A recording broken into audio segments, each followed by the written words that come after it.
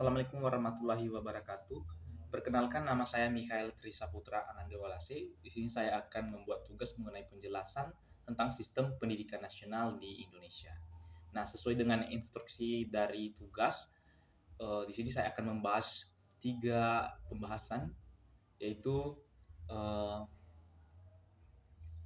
perbedaan jalur dan jenis pendidikan menurut Undang-Undang Nomor 20 Tahun 2003, kemudian penjelasan mengenai dasar, fungsi, tujuan dan prinsip standar nasional pendidikan, dan yang ketiga yaitu pendapat pribadi saya. Nah, sekarang saya akan masuk pada materi pertama, yaitu perbedaan jalur, jenjang, dan jenis pendidikan menurut Undang-Undang Nomor 20 Tahun 2003. Yang pertama yaitu pembahasan mengenai jalur pendidikan. Nah, jalur pendidikan adalah wahana yang dilalui peserta didik untuk mengembangkan potensi dirinya. Terdapat 3 jalur utama. Yang pertama yaitu pendidikan formal. Nah, pendidikan formal ini sudah kita lalui seperti SD, SMP, SMA, dan perguruan tinggi.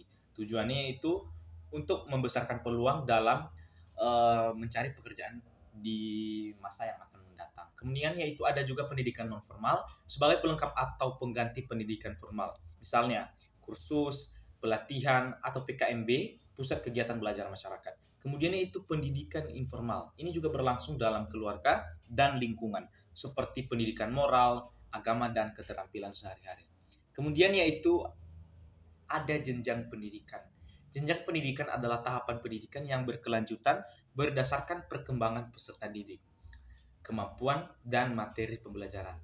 Misalnya, pendidikan dasar yaitu SD atau MI dan SMP atau MTS. Kemudian ada juga pendidikan menengah seperti SMA, MA, SMK, dan MAK.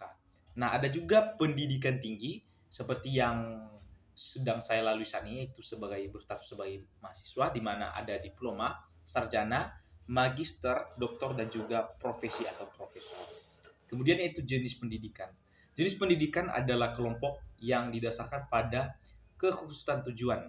Jenis pendidikan di Indonesia meliputi yang pertama yaitu pendidikan umum, pendidikan kejuruan, pendidikan akademik, pendidikan profesi, pendidikan vokasi, dan pendidikan keagamaan.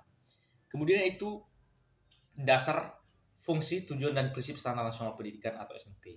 Yang pertama ada dasar hukum yang diatur dalam undang-undang, kemudian fungsi SMP, di mana fungsinya ada perencanaan, pelaksanaan, dan pengawasan pendidikan. Ada juga tujuannya itu untuk menjamin mutu pendidikan nasional dalam rangka mencerdaskan kehidupan bangsa. Kemudian itu prinsip SMP. Nah, di sini ada prinsipnya. Yang pertama berpusat pada peserta didik dan pengembangannya secara menyeluruh, berkeadilan dan diskriminasi, terpadu dan berkesinambungan, relevan dan dengan kebutuhan kehidupan, menyeluruh dan berorientasi pada mutu, mendorong partisipasi masyarakat, dan terbuka akuntabel. Nah, sekarang masuk pada pendapat pribadi. Nah, pendapat pribadi saya mengenai penerapan prinsip standar nasional pendidikan untuk meningkatkan mutu pendidikan saat ini, yaitu menurut saya penerapan prinsip ini secara konsisten dapat sangat meningkatkan mutu pendidikan, karena setiap sekolah memiliki pedoman yang jelas dalam merancang kurikulum, proses pembelajaran, dan penilaian. Dengan adanya pedoman ini, maka proses pembelajaran dalam lingkungan pendidikan itu dapat tertata rapi, secara terstruktur dan tersistematis, sehingga menciptakan kenyamanan antara guru dan siswa. Baik, itu saja pembahasan saya mengenai materi SNP atau Sistem Pendidikan Nasional Indonesia. Saya akhiri dengan mengucapkan wassalamualaikum warahmatullahi wabarakatuh.